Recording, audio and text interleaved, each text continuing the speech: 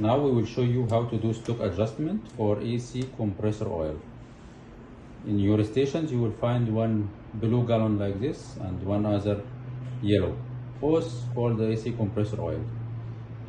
If you look here, this 1 gallon contains 4 liters. In this station, this should be only 4 liters, which is equal 4,000 milliliters or 4,000 grams. So let's check the stock with Mr. Fahad. So we go back again to inventory. Yes, Stock inventory, adjustment. stock, new, And normal AC, normal AC. This is the first one. 4,000. If your gallon is showing full, you should see here 4,000. If you consume more, same like this case, you consume around 50 or 100 ml. You can see the scale here.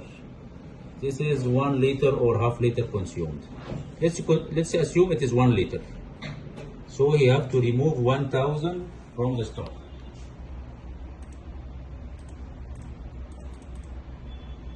Okay. So the new stock is 3,000 and save.